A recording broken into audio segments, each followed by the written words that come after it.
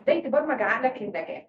النهارده موضوعنا مهم جدا. العقل هو المفتاح، لكن لما تتحكم في طريقه تفكيرك تقدر تتحكم في حياتك. والعقل بيشتغل زي الكمبيوتر، لكن الفرق انك تقدر تعيد برمجته في اي وقت انت عايزه. كتاب فكر ان تصبح غنيا قال ان كل انجاز عظيم بيبدا بفكره، يعني البدايه دايما في دماغك. الدماغ مش بس بيخزن معلومات، لكنه بيتغير وبيتطور بناء على التجارب والافكار اللي بنغذيها. في كتاب قوة العادات بيشرح ازاي ممكن تكون العادات وتقدر تغيرها لو فهمت الروتين اللي وراه. كل مره بتكرر فيها فكره معينه بتتكون مسارات عصبيه جديده في دماغك، واللي مع الوقت بتخلي الفكره دي او السلوك الجديد سهل التكرار. يعني زي ما بتتعلم تمشي او تتكلم، تقدر تتعلم برضو تفكر بطريقه ايجابيه تحفز نفسك على النجاح. زي ما قال دانيال كيمان، التفكير السريع والبطيء، ان الدماغ بتشتغل بطريقتين: النظام السريع اللي بيتعامل مع الامور بشكل تلقائي، النظام البطيء اللي بيطلب تركيز وتحليل. اوقات لازم نستخدم النظام البطيء عشان نعيد برمجه تفكيرنا. كلنا عندنا قصص داخل عقلنا عن نفسنا: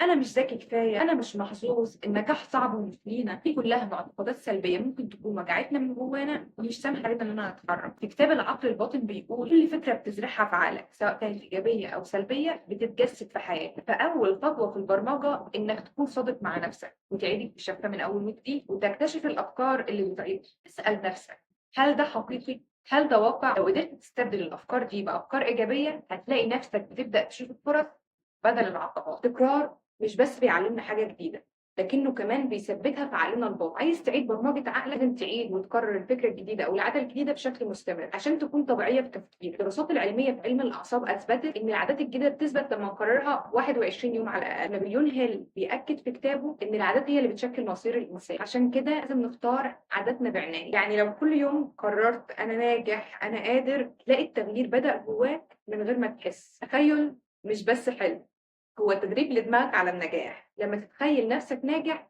دماغك بتبدأ تجهزك للصورة دي. الرياضيين اللي بيشاركوا في الأولمبياد بيستخدموا التخيل لتحقيق أفضل أداء ممكن. ده بيأكده العلم كمان. جرب كل يوم تخصص دقيقة أو دقيقتين تخيل نفسك إنك وصلت لهدفك، هتلاحظ فرق كبير في ثقتك وحماسك. الكلمات الصغيرة بتفرق كتير، ولما ترددها لنفسك دايما بتغير طريقة تفكيرك. كتاب العقل الباطن بيقول: أنت من تبرمج عقلك، كما تبرمج نفسك بكلمات النجاح سيتحقق لك ذلك. ممكن تكتب العبارات دي على ورقة وتحطها قدامك، تسجلها على موبايلك وتسمعها. عقلك مش بيشتغل لوحده، البيئة اللي حواليه بتأثر عليه بشكل كبير. الناس السلبيين، الأخبار المحبطة، الأماكن اللي مش بتشجعك، ده بيقلل مقدرتك على البرمجة الإيجابية. لازم تحاوط نفسك أشخاص ملهمين وكتب محفزة ومحتوى بيعزز نجاح. البيئة دي هتدعم عاداتك الجديدة وتخليك دايما في حالة تحفيز مستمر. زي ما بيقول تشارلز دوهيج إن العادات مش بس سلوك، ده سلوك بيشتغل بيه العقل لما يكون في البيئة المناسبة. احنا قلنا قبل كده إن العقل هو العضلة اللي بتحتاج تدريب مستمر. لو وقفت عن التعلم عقلك بيبدأ يتراجع ويقل نشاطه. اقرا كتب،